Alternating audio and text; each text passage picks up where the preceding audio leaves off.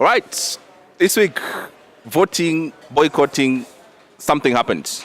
We are post that something happening. And results are in. And the voter turnout Is in. and all that. This is Afro Politico.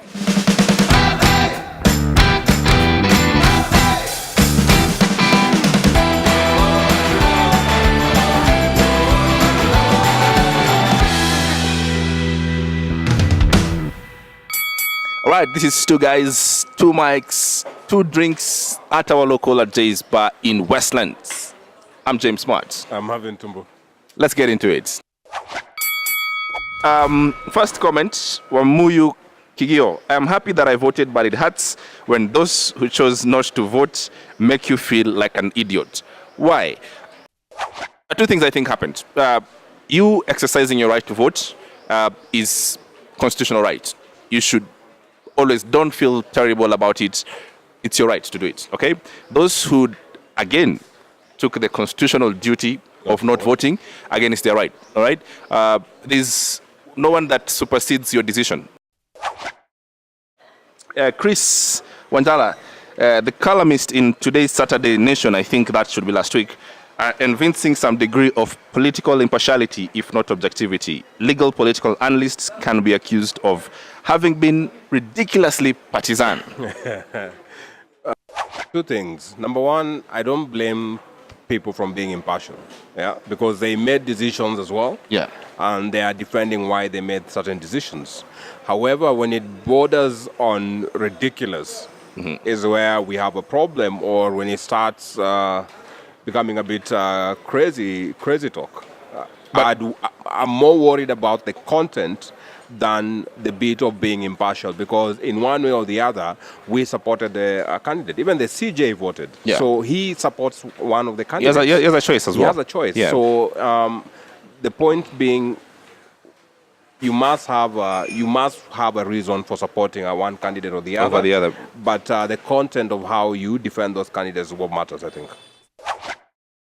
Someone talked about intellectual dishonesty in our public space. I don't think it's a new thing per se. No, it's all right. I think from Moi days, even before that, there are people who even to date. The advent of politics. People can use their hard-earned intellectual property to sort of, in a good way, skew or put a certain set of facts to fit a certain reality. That has always been there. So I wouldn't so much mourn it and not even defend it. I would so much say that we need to increase a bit much more of the space of informative and concerned citizenry. Because at the end of the day, it is, and we like saying the Mambogas and whoever, it is at the end of the day the person speaking for them. Those speaking for them. As a voter, if you able to detect that there is certain level of dishonesty here, then I think as a country we've done well. Because the question of you going to school and informing yourself, I don't need to be informed by Marvin and his many degrees or whatever, or someone else who studied, I don't know, whoever, to sort of save all the information and give it to me. While that is important, it is not the only thing that works in our public space. Okay, I like that actually. Yeah? Yeah. All right, so October 26th came and went, and here we are. And the event happened. No, the event happened. It was apocalyptic. At some point it was deliverance. I've seen drama, comedy, melodrama. I've just seen everything in this election cycle. But, and I've seen results. And results as well, right? That went from 48% to 38% to 33%, 27%. It's moved in... Stop. What? The servers have been opened, even to you. They've been open to the courts before asking. They've been open to the public, to the media. No. I didn't have a problem with the numbers. I just said I was trying to explain how in those 3 short days. Now you see, this is the thing we're trying to avoid. Yeah, you have come here with a drama of conversations that happened, instead of us focusing on the results that have been announced.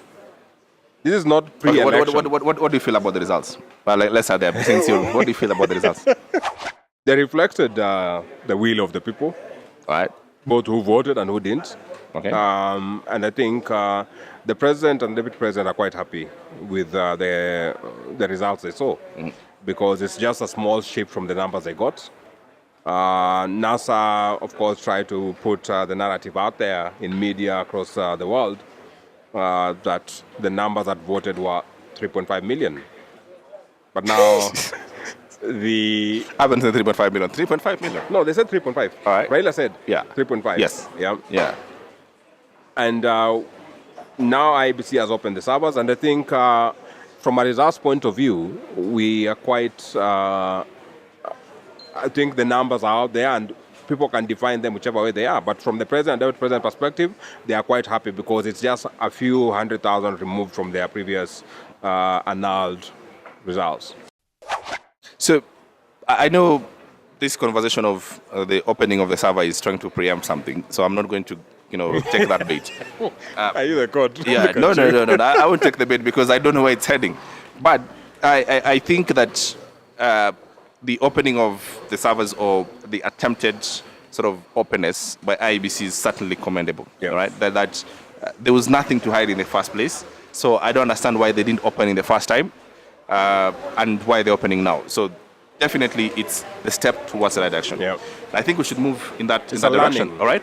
That they should give the locations of all the Kim's kit because it's not a secret. Give the timestamps of the results when they are sent and all those things so that we remove this idea from election day and election results and the posting and all things that there's something really mysterious happens, between 5 p.m. to whatever time we announce the results. And that in many ways and in many respects is where we start, losing our trust on election. Because somehow there's this belief that those who count the votes are going to matter more than those who cast their ballots. All right? And my view of this whole situation, this whole drama, I don't know how it's going to end, whether it's going to go to court or whatever, but IBC needs to start exemplifying more of that, all right? That the elections is done, our systems, are open for scrutiny, all right? We can provide you with the servers if you want, and the logs, we can provide them, the Kim's kit location and all those things, so that we build on it. So that for the next election, it will not be possible for someone to say, we need you guys to open a server as well and open blah, blah, blah. It shouldn't work like that. No, IBC has done so many things wrong during this period. But I think with regard to these elections, you saw quite a number of things also done right. And that was one of them. We're creating that openness. And even though it's preempting probably a Supreme Court ruling, I think in the eyes of the public, nothing could better exemplify the perceived openness than saying, look, we've just finished, and a few hours later, you have everything on the table, and you are welcome to scrutinize it. So I think, for me, the day itself and the doomsday that people foresaw didn't happen. It's a good scenario, but now we wait for the Supreme Court. Let's talk about the numbers briefly and what it says. There's been this contention of legitimacy question. That at what point do you claim legitimacy over, an election? When you have, is it 50% over 50% of the registered voters, or over 98.4% of voters who cast their ballots? Jubilee contends that the people who come to cast their ballots are the ones who have the say on, who runs the country. NASA would contend that the people who stayed away on the election date did it on the instructions, and as much they showed how they did not trust the process at the very least, if they are not their supporters.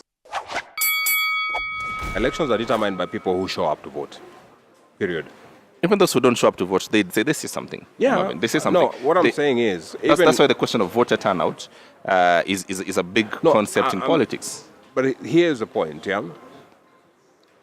I'm not sure at any one point where a leader has been chosen, and these boycotts aside, there's no leader the world over who has been chosen by a voter who did not vote. Yeah? But leaders are elected by people who don't come up to vote. Exactly. Yeah? Right. And so there are guys, and again, in terms of legitimacy, and this is something we discussed even earlier, You found that in these elections, there are guys who felt that the August 8th elections reflected their will. And same way I woke up to vote, quite a number of people, 7.7 million people, woke up to vote as well because they wanted their results, their votes to count. Yeah, so they came out and voted. So their voices matter as well. Those who didn't come out to vote as well, they have their voice and they made it hard as well. So their voices count in that regard as well. Now, because elections can only be determined by those who came out and cast their votes, it means we have a result and we have a president-elect.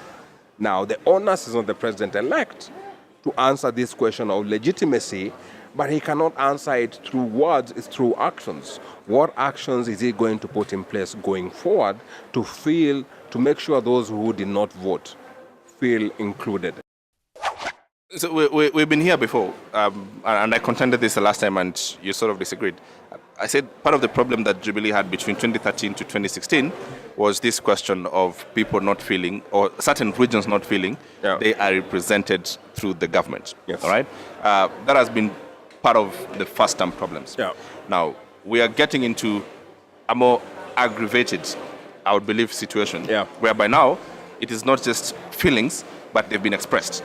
Right? That the counties did not vote, 4 counties did not vote, and then there's the question of even the areas that voted but had less than 20% or so voter turnout, they were also saying something. All right? Yeah.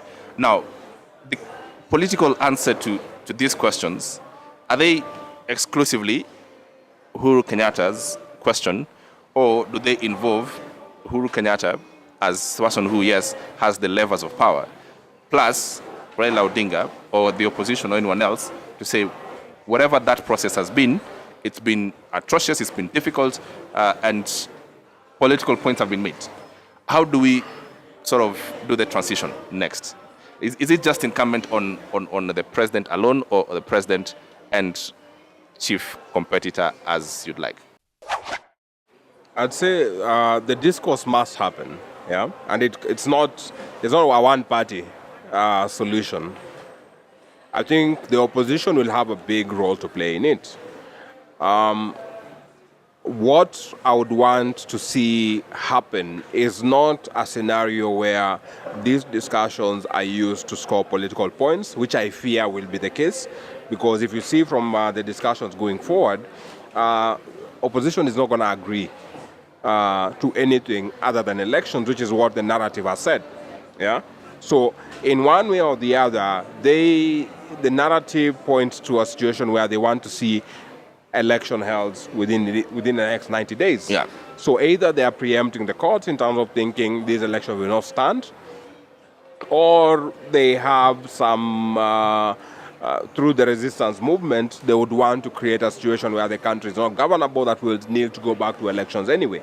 But I think discussions going forward should be approached from a post-election point of view for them to be meaningful.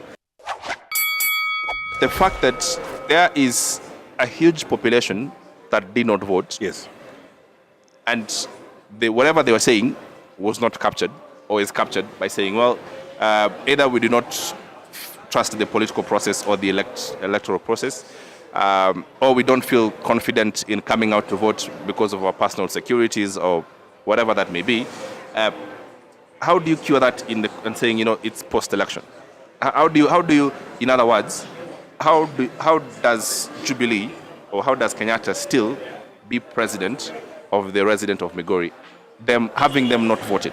I think that's the question that I'm grappling with. If this election is not contended in court and it stands, even if it is and then it's upheld, and you have a president, the Supreme Court that annulled the election the last time and that upholds this election this time around, if that's what will happen, legitimizes the process. Yeah. Supposing there's no... it legitimizes the process itself. What it does not do is heal the wounds that have come up in that period. That requires now a more kind of socio-political process. Yeah? But The one thing which, and it's something you said earlier, when you look at a citizenry that would like to question issues from their own informed thinking rather than from expert thinking, and here we're talking about intellectual dishonesty of experts, we must also revisit the point of political dishonesty, which, frankly, in this era of fake news, has been prime. Yeah. So, at what point also are we going to be honest enough to talk about the political dishonesty that has informed also this process, including the push for boycotting of the election? You see, I feel that Kenyatta being the person in office, I think he bears more responsibility, in my view. To reach out. And explain, yes, to be the first. See, no, he can reach out. Yeah, I mean, so someone must stretch their hands. Yes. Okay. And I think he bears the greatest responsibility to do that, to be the first person to reach out to. Right. See, this is the question, right? That if he's the one who's in office, it then follows that the responsibility of nation building, the enterprise of nation building, right, is squarely on him, right? What he does with that responsibility then is purely his question. Now, I've seen the idea of the NCCK and the churches saying what we need to do is bring back the position of prime minister and deputy prime ministers and have some sort of official leader of the opposition who's sort of guaranteed by the constitution and has resources and all those things. Formation of this new constitution.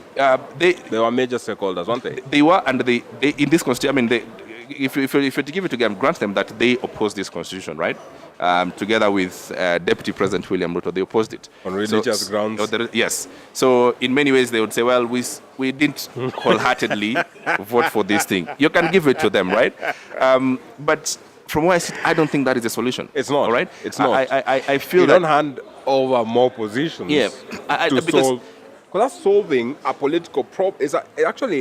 It's solving a jobs problem for a few individuals. And this country doesn't have a jobs problem, right? For a few individuals. With this country, from what we've seen... we have a bigger problem of integration, of us being together, of us agreeing to be as a nation, of us treating each other, with the respect equally and equity and all those things. That's the problems that we have. Now, I don't think you sort of fix that problem by creating few positions up there. We've already had these positions in... We have. And look where we are. Yeah, and I don't think it solved so much. So, that being the case, what options does Kenyatta have? I think, number one, as you rightly said, the responsibility falls squarely on him for nation building. And this is not something he's done once. If you look at his campaign in 2013, it was, again, formed on unity. Same as this time round, except now for the political... Well, it can be argued, while you make your point, that then his work between 2013 and 2016 of nation building did not actually work so much, because then we have this, fractures of... It did to an extent where he was able to get even votes in areas that prior to 2013 could not even have been considered. Yeah. When we talked last time about areas in Western where he made heavy inroads in terms of MPs, talk about somewhere in Nyamira, in Kisii. Yeah. When you talk about the entire North-Eastern province, yeah, there's been quite a heavy shift. Now, that was not just it was not just through luck. It's because heavy conversations have happened. And if you ask, that now that we've asked, what does he do? I think to continue to do what he was doing before. Not a change of course, Marvin. No. I'll just say, given these problems today, yeah, these are not problems that happened prior to the August 8th elections. They happened between the August 8th elections and now. All these shifts that we have seen, which means, if we are honest, it's in a way a political construct or as a result of political machinations, where you have a politician who has used the environment that the country had been put in following the annulment of the election to try and be able to maneuver. Now, if you cannot discuss with such a politician because it's going to be a political discussions or the people are going to be used as ransom for those discussions to happen, the best alternative is you go and talk to the people directly. Yeah? So if you have forums with the people where you come and say, okay, here, I understand you did not vote, but I'm the president, as by law, and here I would want us to be honest. These forums can be set across the country, and as initially even what you talked about. You said that in the absence of, other politicians or whatever it is, right? No, you said it, okay? Mm-hmm. What he needs to do, the best solution is for him to say, hey, go to Migori as an example and talk to the people and say, well, you didn't vote for me, so what can I do, whatever it is. Now, the people of Migori, or the areas that did not vote or had less voter turnout, that were not, because it's easy to know your stronghold, where people were convinced by your messages, all right? They were convinced by your programs or whatever. And it's easy also to see areas that did not get your message, of course, were not convinced with the message, and were in fact, compelled by your competitor. Mm-hmm. Now, those areas, what do you do with those areas? That is the question. Now, you're saying that all he needs to do is he needs to just go straight to those people, all right? And the job and the work of nation building, again, in my belief, I think it's a bit more than just, being the president. It's also being, after the facts, the humility, all right, of saying that there are some mistakes that have happened, all right, in our country in the last maybe 4 or 5 years. Take responsibility for the time. And will be part of the conversations? Right? No, we're talking about what I think you should do. And part of it is to reach out to the people, because people are spoken for, all right? They believe certain political formations for some reason. The very same way the people who voted for him, he speaks for them. Mm-hmm. You get? So there's the political construct that needs to be sorted. But at the very basic and at the very end of it is for these people to say the reason why we believe certain politician, or the reason why we follow certain this other, your opponent, is for reasons 1, 2, 3, 4, 5, 6. Okay, and those reasons is getting to the bedrock of nation building. Okay. So now, can conversations only happen through those political leaders? No. They must happen. See, which was my point. Can I give an example just before you go on? And I lose this point. When Obama got into office in 2008, all right, and he started talking about Russia and resetting, the clock or the button or whatever it was, and he says, I am opening up my hands to reach out to the Kremlin, and I hope that they have not clenched their fists. Yes. All right? Now, that is, it's this discussion that does not have, sort of conditions. That's what Obama was trying to do, to reset the whole,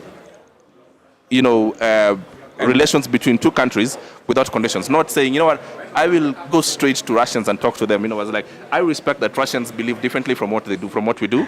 All right? And there might be things that I cannot live with, but that being the case, I still reach out without conditions. We agree. But what you are not seeing is that the same thing Obama said, I can get you videos or text of the president reaching out. But it's not good enough. In the same manner. No. Right now, we are past. We're talking about post 26th. Okay? Not before. Whatever happened before is barely water under the bridge. No, but true or false? It is. But what I'm saying is, you don't have to kill the approach, because that approach also was without conditions. It was. But Marvin, we have to get to a point. I want you to make an admission that there are certain things that the Kenyatta has done in office politically that have not worked, and that is part of it is the nation building. We have to make that admission that there are things that worked. Okay, the developments. All right, he can show evidence. Okay, of the roads that have been built. He can show evidence of schools that have been lit up. He can show evidence of homes that have been lit up. We can show that, but he has to say and make an admission that maybe I misunderstood what you guys wanted from me. And I don't think that is such a difficult thing and a bad thing to start. Not if what someone wanted for you is to be out of office. No. Yeah? That is fine. Yes. I mean, we're assuming that the election stands. Right? That cannot be the only thing. That's my point. That's what I'm saying, I mean, and we are saying, assuming that the elections stands and the contestation is over. All right. The job of nation building has to continue regardless of that. Right. that we can't come with, oh, you know what? So I know you guys did not vote for me, and I still you guys still have those feelings, and despite that, as the person in office, I still think that it still becomes responsibility. Yes, right. There's a way we can work. That's what I say. Agree. All right, now, after the 26th, there was always going to be the questions of what happens next, right? Jubilee focusing, obviously, on inauguration and, filling up government positions. NASA, of course, impeaching the results and refusing to stand on those numbers. Yep. And as we do know now, there's People's Assembly. First, there's the question of the National Resistance Movement, NRM, which is a wing of NASA. All right? It's not under NASA? No, that's what the former Prime Minister explained, I think, in his interview, that NRM is a wing inside NASA. It is the resistance wing inside NASA, right? Then People's Assembly, which is the immediate reaction. The People's Assembly then would decide which products to boycott and several steps that NASA will take to sort of push powers that be to listen to them. Civil disobedience. Civil disobedience and that sort of thing. So here we are. There are already products that have already been publicized that need to be starting with Safaricom. Resisted. Safaricom and its baby M-Pesa. So Safaricom is going to be a difficult one, but there is Safaricom. There's cooking oil. There's cooking. There's Bidco. There's Equity Bank. Equity Bank, yes. Do you see and do you feel how we're getting into post-politics now? We're getting into a situation whereby now our economies and economics is starting to be now subservient to our politics. Because before then it was very sort of intellectual. It's the NSE has lost so many billions. All right. Now we're starting to target individual products. And the publicity, just not even assuming this, we get through these processes without, with a good agreement, with a shaking of hands. These products already would suffer in the eyes of the public in terms of branding, right? Yeah. They would suffer in the eyes of the public. So our politics finally is starting to eat properly into economy. A few things. Kenya, the other day from the new Ease of Doing Business report, is now ranked 80. Yes. Yeah, it has moved up 12 steps. Yeah. From last year. Last year it had moved up 22 steps. I think it's moved around 50 steps from 2013. Yeah, where we were around 129. Yeah. Now we are at number 80. Yeah, it means as an environment for doing business, we've been on the upward trajectory, been doing better and better in terms of our infrastructure, in terms of our energy, in terms of our laws. Now, when you have institutions like this that can be branded politically, for me, it speaks more about the leaders who are doing this than the products or anything else. Because to what extent? Because if you intend to lead this country, which is what, as a political party, you ideally want to do, to lead the country, the last thing you want to do is to tear it down. Because once you get into that position, you have to build it. You cannot tear down the country, and it's key. Because look at Equity. What is it? So our foremost bank. Look at Safaricom. Our foremost telco. Look at Bidco. One of our foremost manufacturers in the country. And then there are guys you want to shoot in the kneecap and say they support, allegedly. Now, having said that, I think in terms of leadership and just even at a very basic minimum, responsibility, where you understand what your words do and you understand that this country needs to survive you. It needs to survive you, and it needs to survive your ambitions. Right. That's it.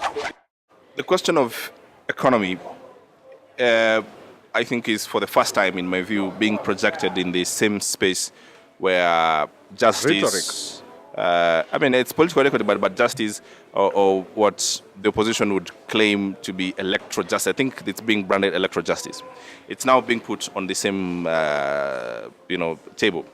That if we don't feel that we got justice out of our electoral systems, then it therefore behooves on us, okay, as the market, okay, to force justice through other means. So now, by not cooking with cooking oil? Well, I don't know. I mean, hopefully, I mean this is. I think it happened.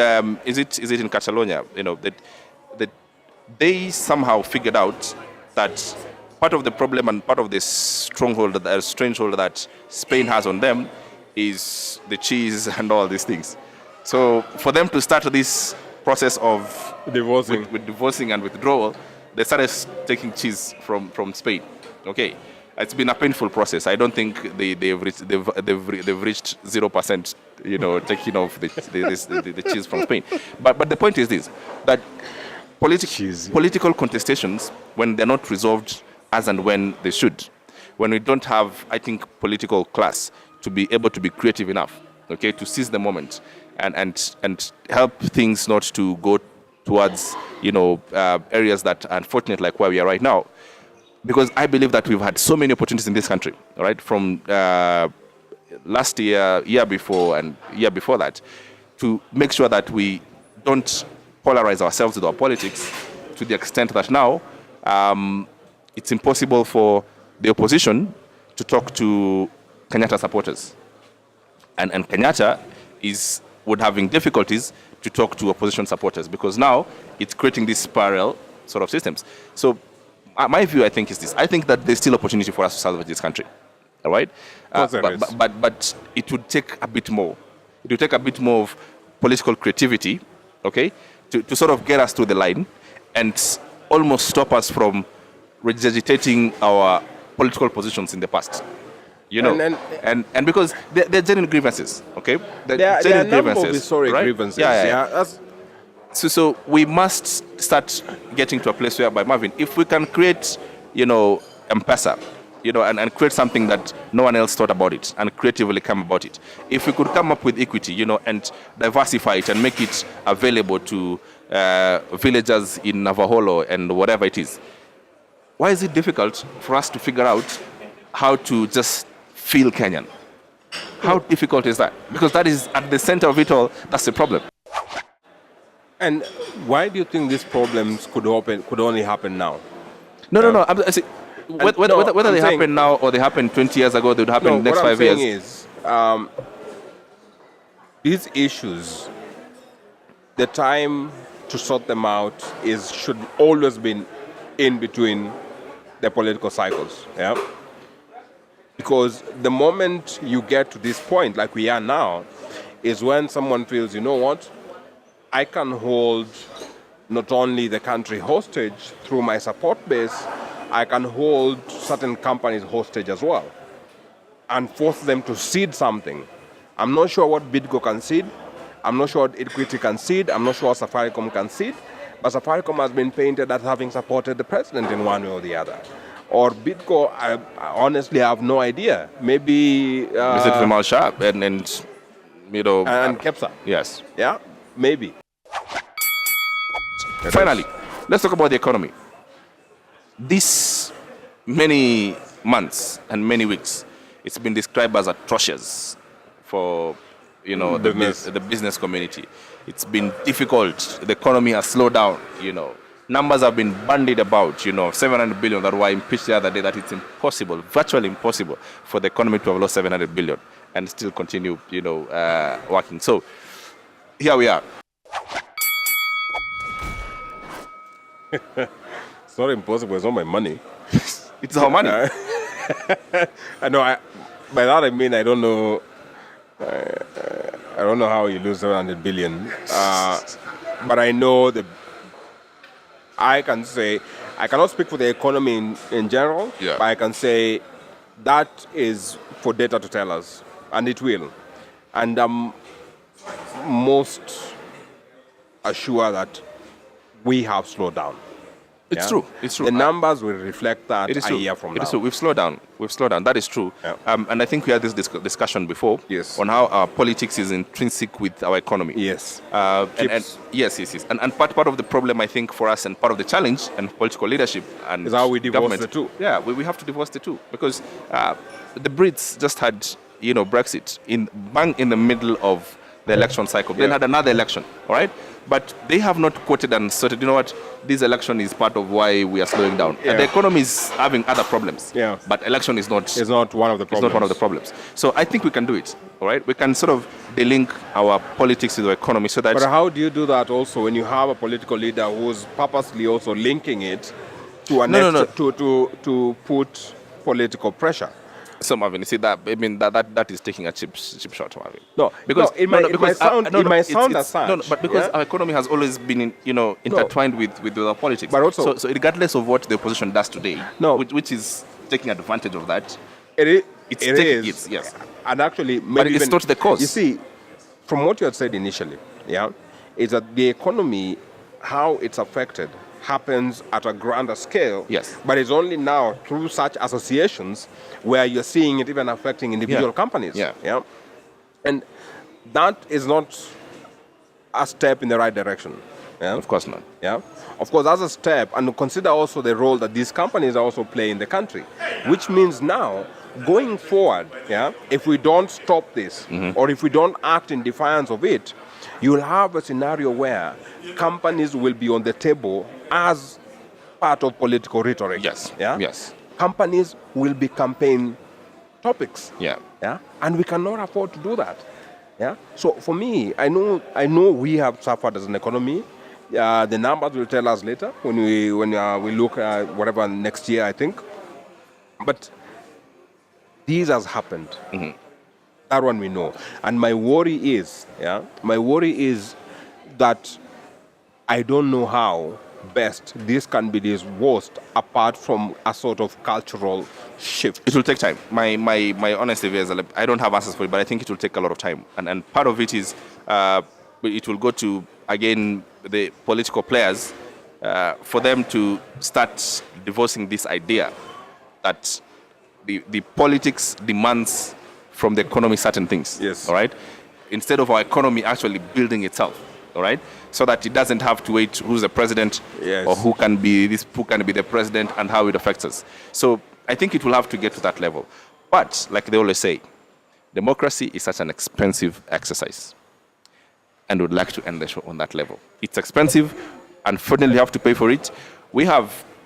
I think we're paying 2,000, if I'm not wrong, or more than 2,000 MCAs. They're on our payroll. 1,441 plus the nominated ones, yes. Yeah, around 2,000, right? And then we are paying MPs, or 360 or thereabouts. Yes. Then we are paying governors and their deputies, all right? And then we are paying cabinet secretaries. The CCs and PSAs and all those things. Democracy is expensive. And we have sort of made it our business to pay for democracy. Now, at the very least, what it can do is not interrupt our lives. That does it for us at Afro Politico. I'm James Smart. I'm Marvin Tumbo.